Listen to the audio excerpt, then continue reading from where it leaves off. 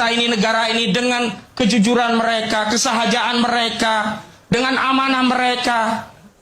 Mohon maaf, bohong itu hanya salah satu dari sifat-sifat munafik. Sebagaimana Nabi SAW bersabda, ayatul munafikuna salasun, idza hadasa kadzaba, wa idza wa'ada ahlafa, wa idza tumina khon. Kami sebagai bagian dari anak bangsa tidak mau dipimpin. Yang pertama, dia pembohong. Sudahlah pembohong, nanti dia menjadi tukang ingkar. Dan ujung dari pembohongan dan ingkar itu adalah khianat. Lalu apa yang akan diwariskan oleh negeri ini kepada generasi selanjutnya kalau kita bersikap permisi terhadap pengkhianatan-pengkhianatan yang itu ada pada era kita, Bang Karni? Saya tergerak, Pak Roy. Saya nggak dibayar ya Pak Roy. Saya semuanya ini kenapa? Karena saya lihat ini bukan membela pada kepentingan bangsa, negara, legasi bangsa kita. Apa iya kita mewariskan kepada anak cucu kita kelak? Tuli, wahai anakku, cucuku, bien dahulu kala itu kita punya presiden, ijazahnya tertuduh palsu. Kan harus dikelirkan ini. Dan ini juga kepentingan dari Pak Joko Widodo. Bukan hanya kepentingan Roy Suryo dan kawan-kawan. Lanjut, sebenarnya ada jalan yang paling mudah, sederhana, dan itu bisa sampai pada tujuan untuk melerai kekisuruan ini kalau memang tujuannya demikian. Ya, ini soal menunjukkan ijazah itu ke depan publik. Tapi kemudian ada argumentasi yang berliku-liku. Misalnya ditunjukkan pun ya belum tentu selesai. Saya beri analogi sederhana. Kita sakit kepala, semua orang setuju kita minum paracetamol. Memang nggak langsung sembuh, tapi setidaknya akan meredakan sakit kepala itu.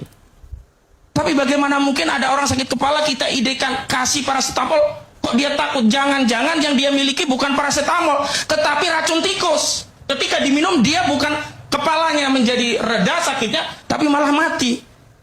Karena itu apakah ketakutan untuk menunjukkan ijazah itu? Memang karena ijazah itu palsu.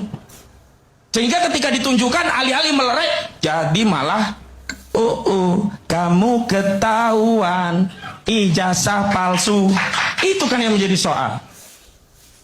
Lalu selanjutnya begini, saya sangat prihatin lembaga sekelas Komisi Reformasi Polri belum bicara tentang task force-nya apa, evaluasinya apa, restranya misalnya tentang SDM Polri, institusi, kelembagaan, kinerja, hubungan, ya koordinasi dengan lembaga lainnya. Kok tiba-tiba masuk ke ranah yang hari ini sedang berjalan secara proses hukum? Apa kurang kerjaan gitu loh? Apakah di Republik ini nggak ada masalah lain yang bisa diurusi kecuali ijazah palsu? Janganlah begitu. Rakyat kita ini melihat semua.